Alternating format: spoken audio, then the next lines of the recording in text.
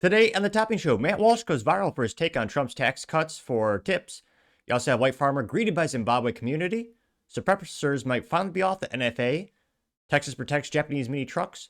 Levi Strauss to sell the Dockers brand. And the Stich toy from Lilo and Stitch is being recalled. All of that and much more on the Topping Show.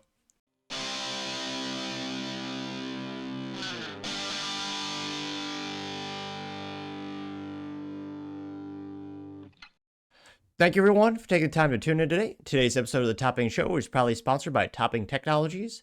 Topping Technologies is an IT value-added reseller and services company with a special proficiency IT security. Heck, I see their founder at least twice a day. Gotta say he's quite handsome and brilliant.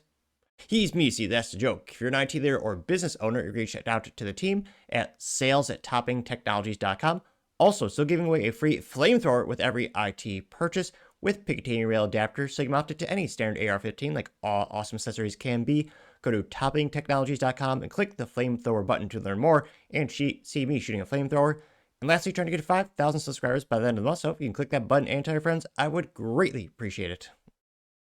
Now going over to the business part podcast, you have the iconic Levi Strauss selling their Dockers brand to management firm Authentic Brands Group, which probably the most bland name in history, but lo and behold, they are exactly what they sound like. They are a conglomerate that owns many brands. Now, this brought to us thanks to Gabriel at CNBC, which they specifically say, quote, Levi Strauss to sell Dockers to brand management firm Authentic Brands Group. There you can see the cliche Levi's logo right there. Now, the crazy thing is, it doesn't seem as much money as I thought it would be, considering how long Dockers have been around. And, well, it seemed to almost used to be a requirement for any job in high school. You had to get some nice, dress pants, or relatively nice dress pants. And that kind of seemed like the default. Now, it looks like they're selling it for $311 million. They say that the denim makers was considering selling Dockers in October as it looked to focus on their namesake banner and grow direct sales. They know that Dockers are primarily known for khakis, or if you do like to sound fancy, kahikis, as some might say, which, yeah, I think that's the only thing I think of when I think of Dockers is khakis for a high school job or maybe an entry-level job.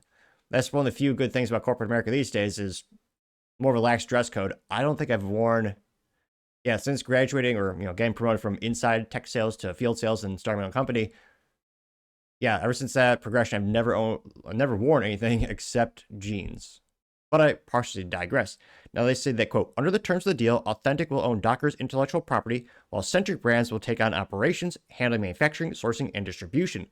Under the brand management business model, Levi stands to make up to $391 million in future years based on how well Dockers performs under the Authentic umbrella, which also includes Forever 21's intellectual property and brands like Reebok and Nautica, which I was going to say, every couple of years I remember, Reebok was a thing. There's like, they were, when I was in middle school, I think they were kind of popular for sneakers. Then they delineate Forever 21's intellectual property because, again, they recently went bankrupt because they realized, oh, wait a minute. Oh, too late. They realized people don't go to the malls anymore, which, I don't think I've seen a Forever 21 since I went to a mall decades ago. And even then it was too overpriced. So I'm like, I'm not going to do that. Now, you also had Levi CEO Michelle Gass saying, quote, the Dockers transaction further aligns our portfolio with our strategic priorities, focusing on our direct-to-consumer first approach, growing our international presence, and investing in opportunities across women's and denim lifestyle. After a robust process, we are confident that we maximize the value of the business and that Authentic is the right organization to usher the next chapter of growth for the Dockers brand. Now, they also know that, quote, in October, Levi announced it is considering selling it, looking to sell to a larger company. They can focus more on the Levi brand. Beyond yoga, Levi created Dockers in 1986 as a hedge against denim and to offer consumers an alternative, the khakis. The brand was hugely popular throughout the 1990s, 2000s. Sounds about right. But khakis have fallen out of fashion in the U.S., especially recently as denim makes another comeback, which, again, I'm trying to think of the last time I actually saw anyone in khakis. Granted, small anecdotal experience, I don't go out too much, but even then, I really don't see it that often. Now, they also note that in the 3 months ended March 2nd, Levi reported $67 million in revenue related to Dockers. The figure isn't, as they say, quote, the figure isn't comparable to the year ago period because Levi's only recently started breaking the performance of each individual brand. While khakis have fallen out in favor in the U.S., Dockers is still popular abroad, which makes a brand management company a strategic fit. According to the people who have seen Dockers financials and spoke on the condition of anonymity, because details were private, firms like Authentic are highly skilled at rapidly licensing and deploying brands internationally. Now, they say in a press release, Authentic said it plans to, quote, unlock new opportunities for Dockers through its global network of 1,700 licensed partners. It is said to be in active discussions throughout regional operators in Latin America, Europe, Middle East, and Asia to expand Docker's existing businesses across new markets. Now, say I have Matt Maddox, the president of Authentic, saying, quote, few brands own a category the way Dockers does, yet still has so much room to grow. It's a legacy in casual wear and gives it a strong foundation, but the real opportunity lies in reimagining the brand for a new generation. Through our global platform and deep licensing network, we are committed to stewarding the brand to a new era of growth and relevance, if I can pronounce anything today. So it'll be interesting to see if they actually grow it beyond the current popularity of it. Again, anecdotal experience. I haven't bought a pair of those in 20 plus years. I'm also probably not the target demographic, but yeah, I would guess this is a pretty smart move for Levi's to do in terms of, divest it and yet still sell some upside. Because again, let me know in the comments, when's the last time you actually saw anyone, or are you one of the few people that I've ever, do you actually wear them? For the life of me, I cannot remember the last time I saw someone wearing Dockers or khakis. Maybe during a customer on-site like years ago, but let me know the thoughts as always, because be fascinated to hear what you have to say. Now, going over to the Cultural Pod podcast, I have Matt Walsh going viral for his take on Trump's new tax idea, well, not being passed by the House, no income tax for tips. Now, it's brought to us, obviously, thanks to Matt on X, and he is responding to Newswire, who said, quote, 100-0, U.S. Senate passes the No Tax on Tips Act, which, I was going to say, I don't think we've seen the Senate that popular in decades. 100-0. That's pretty insane. Now, Matt responded saying, quote, arbitrarily granting a tax exemption to service workers isn't right or fair. The government should not be using the tax code to arbitrarily pick winners and losers. If the income of a waiter shouldn't be taxed, then no one else's should be taxed either. That's the opinion I prefer, unquote. Getting 1.3 million views and 24,000 likes, which is quite a few to say the least. And I definitely see where Matt is coming from. I kind of see some parallels between, people trying to deregulate or get rid of the NFA Act of 1934, also known as the National Firearms Act of 1934, which makes it a pain in the ass to buy things like short-barreled rifles, short-barreled shotguns, suppressors, machine guns, destructive devices. You can buy them, but it's a very painful process and a $200 tax stamp, which, again, thank God for inflation that one time in our life it did help, because that originally was passed at $200 in 1934. Be worth about $5,000 now if they were to adjust for inflation. But a lot of people are saying, well, okay, let's get the suppressors off the NFA Act and we'll slowly get rid of it all. So I can kind of see why Matt's saying, why don't we just get rid of all of it? Which, again, that would be the preference. I think to just more pragmatic approaches, you're going to do it in layers, which, again, I definitely see the downside because politicians have let us down, or at least let me down for pretty much my whole damn life. Now, going to the comments, you got some mixed results here. You have Cool Christian Engineer saying, quote, I can't remember the last 100-0 Senate vote getting 3 likes. John Rice said, quote, the income of the waiter is taxed. The tips are not.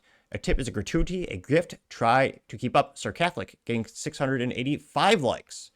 Which, yes, we're already seeing memes on the internet, or as I like to call them, memes, where someone says, oh yeah, my barber charged me $1, for my haircut, but I gave him, a $58 tip or something like that. Which, again, you'll obviously see some of that type of manipulation of finances.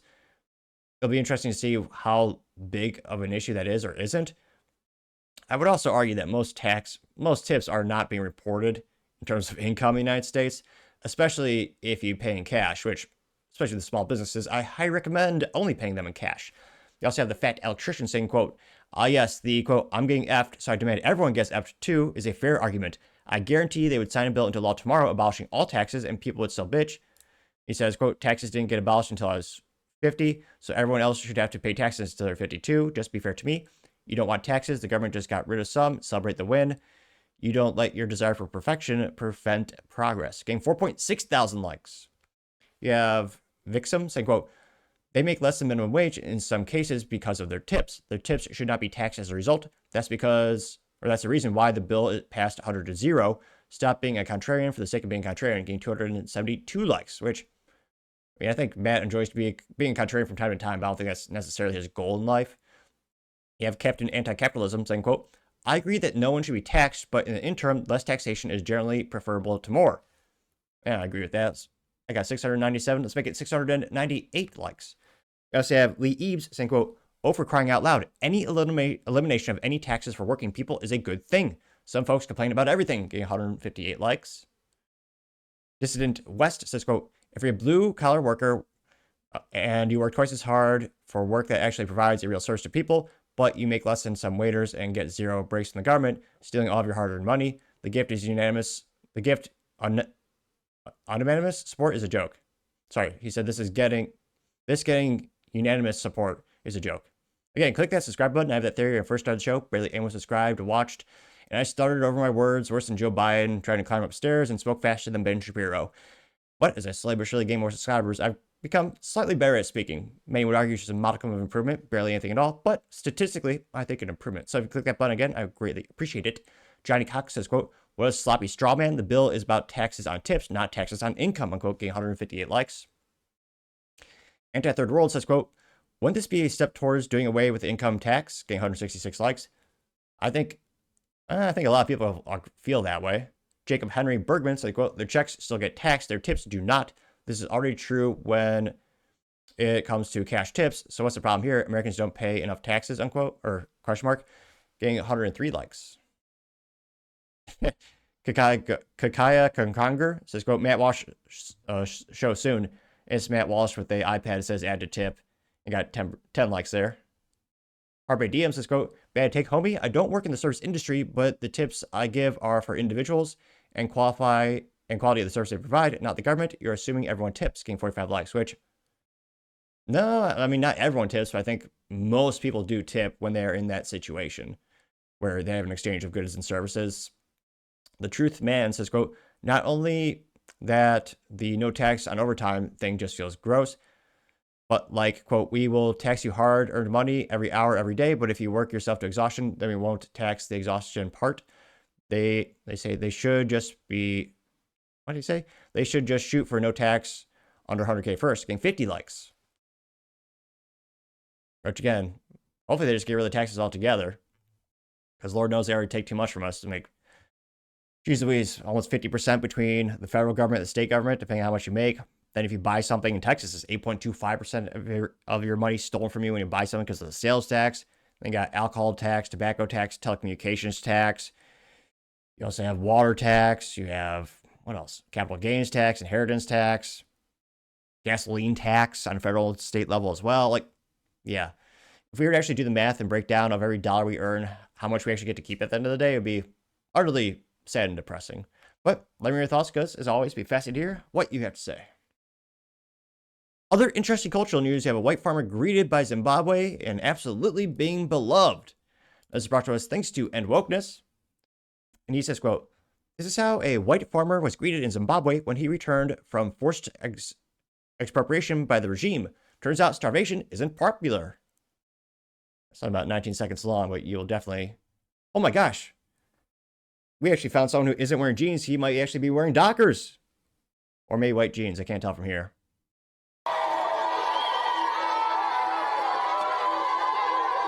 It looks like literally the whole village is coming out and hugging him. And he says, quote, 6 months after armed police chased him and his family out at gunpoint.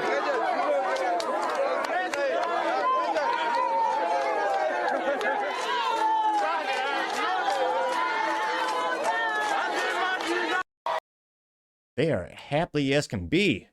And this might pretty well got 2.7 million views and 57,000 likes. One of the first comments comes to us thanks to Paul Zuzupa saying, quote, "The leaders of South Africa are making a grave mistake," getting 186 likes because, well, right now they're pushing out all the white farmers and, chanting that they want to kill them. And yeah, if history repeats itself, they'll be starving soon. Anti-woke memes. I'm a little disappointed, Mr. Allegedly anti-woke memes. They don't have meme. They do have text, though, so I'll read it. Saying, quote, "Having white people in Africa is a net benefit for everyone involved, which is a good thing for everyone, and we should all support it. Woke people are pure evil for pushing racial division in Africa," getting 183 likes. Mirthful Moments says truth, and is a quote from Mark Luncheon. Say, quote, 1.6%. Only 1.6% of U.S. citizens owned slaves in 1860s when slavery was at its peak. So you can stop basing your hate for the entire white race for a mere action, for the action of a mere, 1.6%. got 770 likes. Jen Slaw says, quote, Africans have the capacity to farm and grow what they eat without negative foreign interference. Once again, farming is not a rocket science. Getting 80 likes and 212 comments. Might be the most commented, replied to comment on the whole page. Now, Guts from the Dark ratioed this person, getting 145 likes, saying, quote, it's not rocket science when you're growing food only for you. Try it at a mass scale for a whole city or country. Yep, very true. Going back to the main comments. Mirthful Moment says, any type of racism is unacceptable. And it says, believe it or not, hating white people is racism too, getting 216 likes. Sarah Smith says, quote, I don't think they're very smart to get rid of the farmers. And it says, quote, white farmers currently produce 95.3% of their corn, 98.7% of their wheat, 97.6% of their cotton, 97.2% of their citrus, 99% of their potatoes, 91.4% of their tomatoes, 96.9% of their soybeans, 95.8% of their poultry, 66% of their cattle, and 89% of their wool. They got 268 likes. And the meme accounts are weak today. Anti-left memes did not respond in meme form either. Now, he says, quote, many forms of colonization are good for many nations. The anti-white left is out of their minds for wanting Africa to starve, getting 146 likes. Just going down more and more. Thug Life Lago has a couple headlines from 2014, 15, and 16. The first one says, from 2014, Zimbabwe president tells white farmers they should go. Then 2015 says, Mugabe is asking back the white farmers he chased away. Then 2016, Zimbabwe pleads for $1.5 billion in food aid to prevent mass starvation. Getting 379 likes. Scary how sometimes history continues to repeat itself. Let's see, one more. Ligwawa Salamango says, quote, they always find one clip to gaslight the entire history. Colonizers weren't victims. They were occupiers when some were killers. A contrarian statement. He continues to say, quote, don't dress up exploitation as welcome home. We're not that naive and stupid. Got 88 responses. Let's see, was he ratioed? Barely, but technically ratioed. Super Nintendo Chalmers, well, Simpsons reference right there, says, honestly, the worst thing that farmers ever did was come back to Zimbabwe when they were begged to, getting 65 likes. Senator, this can't be a real senator, is it? Senator Berglund Claghorn? It says, quote, you got a mouse in your pocket? You might want to consider putting down the video games and learn to grow your own food. Elcom Pinero, getting 57 likes. So we'll see if South Africa continues to push them out and what happens in terms of the food process and the food cultivation and how much is actually produced, or if it unfortunately does lead to starvation. But let me know your thoughts, because as always, be fascinated to hear what you have to say. Now, going over to the political part podcast, you have the House of Representatives actually doing something for once, and the GOP might actually get suppressors off the NFA, which, again, it's been about, no, not about, yeah, 90, nearly 100 years of tyranny. But the NFA passed again in 1934, which, again, if you break that law, it's $250,000 and I believe 10 years in prison. So you don't want to mess with that. Now, I still can't believe this is true. This happened actually last week. Now, they say, quote, breaking the House of Representatives GOA, Governors of America, backed language 215 to 214 to eliminate the unconstitutional taxation and registration of suppressors under the NFA. The bill heads to the Senate, where GOA will fight to include protections for short-barreled firearms too. Which, again, not to be a contrarian, or as Matt Walsh, kind of that parallel between the taxes thing, why not get rid of the whole damn thing? That's what I would want. I almost would argue, I'm not sure, when the midterms are getting closer, when will you have another opportunity when you have Republicans, or let's be honest, a lot of rhinos too, Republicans have the House, the Senate, and the White House. It's a pretty rare opportunity. It's rarely happened in my lifetime. And why not go for the whole thing? It's been almost 100 years of tyranny. Get rid of that crap. Now, if you're not familiar with the NFA Act, it is the unconstitutional crap that's passed again in 1934 called the National Firearms Act. It stipulated that if you want to buy a short-barreled rifle, short-barreled shotgun, later they included things like destructive devices like RPGs and other fun things, or machine guns, you can, but it's a taxed item. Now, what that means today is, thankfully for inflation, is $200, but even more disgusting, you still have to pay a sales tax on top of that bullshit. But you also have to be fingerprinted, photo taken, like a passport photo, and then a long application process. And I would argue it's burdensome, unconstitutional, and a waste of everyone's time. But again, if your state allows it, you can buy those items, granted, given the factor, you cannot be a criminal, of course. Now, this barely passed. I mean, it was literally 215 to 214. And I mean, there are so many rhinos. I'm surprised it's passed, to be honest. Because, again, my whole life, they've let us down. They just continue to do nothing. Now, this would be great. Again, especially suppressors. I would argue they're a vital safety item because tinnitus is a real thing. And a lot of people, especially firearm enthusiasts, they get it later in life. And it's a pain. Even with hearing protection like earmuffs, suppressors make it much, much more safer. And to be honest, much, much more fun to shoot. There's a reason the U.S. military's new standard rifle, they're all coming suppressed from SIG. It's also a pretty pain for our tax dollars, but another topic for another time perhaps. One of the reasons they did it, not just tactical, was also for the safety of the soldiers. And again, the military has to pay out and take care of, well, a good VA actually helps soldiers. Sometimes they don't. But it's an instance where, yeah, hearing loss is a major issue for them as well. So there are many reasons why suppressors of all things should not be, on that damn list. And this should have gotten more popular.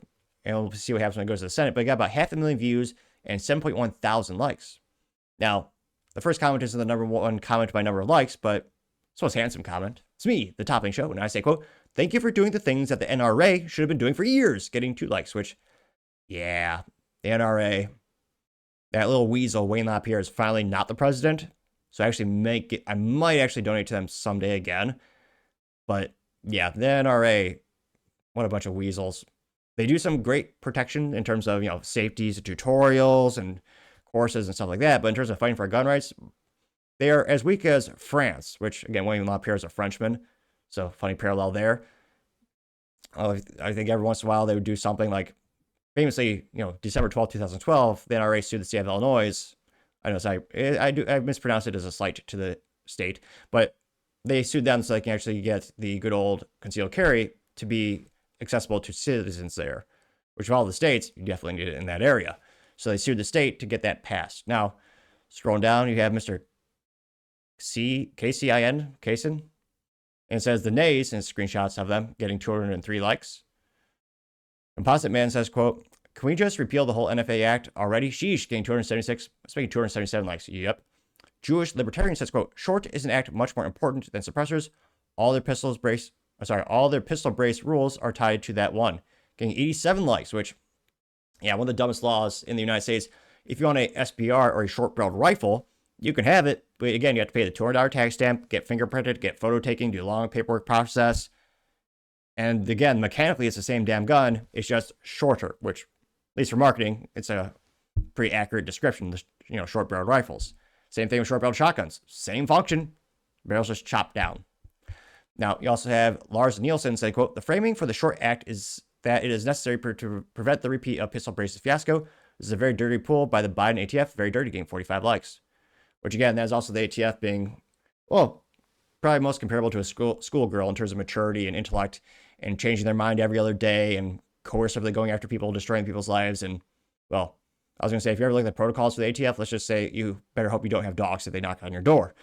Well, I was going to say the whole pistol brace thing, again, that's an instance where if you had a AR-15 pistol or, any pistol variant of rifle, if you put the brace on at the time where the patent holder submitted to the ATF request to confirm it would not turn it into a short-barreled rifle. The ATF gave it a green signal, said, yep, thumbs up. This would not create a short-barreled rifle. This is a safety item. Because again, you would strap it to your arm, but then later people would put it on their shoulder like it was an actual stock, in which the case, if it was an AR-15 pistol with a stock, again, mechanically the same, but that would make it yep, you guessed it, a short-barreled rifle. So the ATF originally said yes, then they said no, then they said yes. So, and again, it's terribly untransparent. It's just bleak and opaque. Everything 2A says yes, fight for the short act, getting 147 likes. You also have Silent Weapon 338 says, quote, "I just hope the Senate doesn't mock it up somehow," which, yeah, there's nothing Republicans do better than steal victory from the jaws of defeat, or was it the other way around? They're just really good at losing. So again, this is great news. I don't mean to sound so pessimistic or negative. It's just my whole life, it has been such a pain to get your hopes up. And then every time, literally every time, Republicans and politicians be like, oh no, we're actually not that pro-gun. There's been some small victories on a state level in terms of more states do allow constitutional carry, and more of them are bolstering gun rights in certain metrics in that regard. But again, from a federal level, I mean, shoot, we haven't had too many wins for a while. And this would be one of the biggest wins in my life. Well, 90 plus years is in my lifetime for certain. And yeah, let's just say, I mean, this would be great if you at least get the suppressors off the NFA Act. Because again, not just the paperwork process, it takes, well, if you buy as an individual versus a trust, the process could take anywhere from, I mean, if it's an individual, I've heard as little as a week, but also 6 months to 9 months. Now, the theory is that the ATF is, they don't want you to have your rights, so they're purposely slow and stupid. A lot of people just say that's the government in general. They're not being malicious, they're just inept. I always debate with my friends if ATF is intentionally slowing that process down, but also has to do with the U.S. Treasury Department, because again, is a tax, which used to be an actual tax stamp you would receive. Now it's mostly digital. But let me know your thoughts. Are you optimistic that this will actually get passed? And I was going to say, do you think? I was going to say I don't think suppressors should be required, but I mean, are you a fan of suppressors? To me, that just makes pretty much every gun more fun to shoot. I mean, shoot, there's some guns so miserably loud and the recoil so much. Suppressor is almost, well, I don't say mandatory to use it, but let's just say there's certain things I don't shoot without a can on it, or as some people call it, suppressor. But let me know your thoughts, because as always, be fascinated to hear what you have to say. Other interesting political news, you have Texas protecting Japanese mini trucks as they are trending more and more.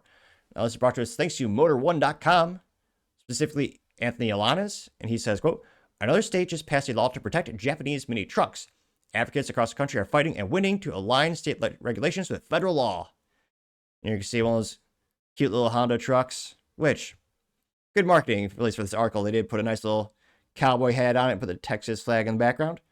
Now they say, quote, a bill designated to protect 25-year-old and older imported Japanese mini trucks in Texas passed, the culmination of years-long effort to change the law. The State Department of Motor Vehicles had a policy banning the registration of these vehicles. However, it wasn't evenly enforced across the state, even though the cars met federal import regulations. Whimsical policy changes won't be an issue for the future. The new law clarifies that the state must register a, quote, miniature motor vehicle that complies with the applicable federal law. The version of the bill that passed is simpler than the one proposed and does not specifically define what a mini truck is.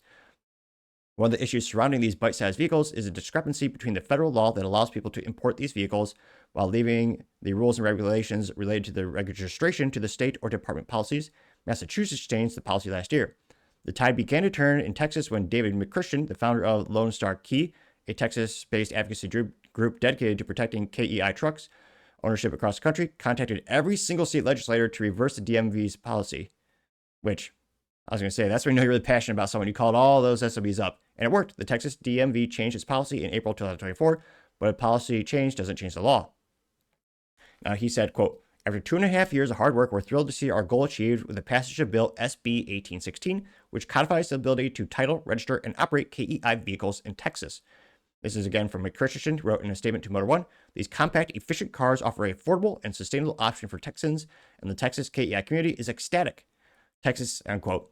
This is the latest state to codify protections for imported Japanese mini trucks that met federal regulations. Colorado passed a similar law earlier this month, but it does not go into effect until July 2027, which is annoying. Come on. That's just annoying. But nevertheless, the Texas law can go in effect immediately without the governor's signature because it garnered more than 2/3 of a vote in both chambers, and it's unlikely that governor were to veto it, thankfully. So this is really great news and fun for all the automotive enthusiasts. These are starting to pop up at car shows, and they are, I mean, let's be honest, that is cute as hell. That is one of the nicest little Honda trucks ever. Now, trucks are one of the really interesting things, politically speaking. There's a reason we only have a lot of trucks imported in the United States that are new, because they literally call it a chicken tax. It's because they slap on a 25% tax on trucks that are imported. Now, there's also specific regulations when you import vehicles in the United States, because there's so much BS bureaucracy and laws and stipulations. However, after 25 years, you can import basically anything, which is why you're seeing so many nice, vintage Nissan GTRs. As once that 25-year comes in, you have to worry about changing the reflectors and adding extra, crap to the car to make it compliant. Now, these trucks, it's funny because some states are saying you can't have it because safety, and yet those states will allow like a T-Rex or those three-wheeler motorcycles. Yeah, it's not safety. It's because they're worried about having to compete with American brands. So it's nice to see more and more states protecting these fun little K cars. And I mean, again, these are pretty vintage. In terms of a mass scale of like disrupting the market, I don't think it's going to happen. But it's cool to see, some good political news in terms of, getting our freedoms back. But let me know, have you ever even seen these cute little trucks? And would you ever want one as a little work toy? Let me know in the comments, because as always, be fascinated to hear what you have to say. Going over to the business blunder of the day, you have the Stich little doll toy being recalled. Now, this is brought to us thanks to the United States Consumer Product Safety Commission, in which they say, quote, Primark recalls DTR plush bag Stich and DTR plush bag Angel due to choking and ingestion hazards. Whoops, definitely not good. And you can see the really creepy looking Stich doll, which, God, that looks scary. Now they say the hazard is, quote, the zipper pull on the back of the plush bags can detach, posing a risk of serious injury or death from choking and or ingestion of the zipper pull. This is going to affect about 2,000 units. Now, you always have to be extra careful when you have anything to do with kids, because, again, want to make sure kids like to, break things and put things in their mouth, so you got to make sure the materials are extra secure. Now, thankfully, they got ahead of the situation with this recall, because, again, this as of right now, no one's been reported to have passed away from this or have been injured from it, so there's a little silver lining in that regard.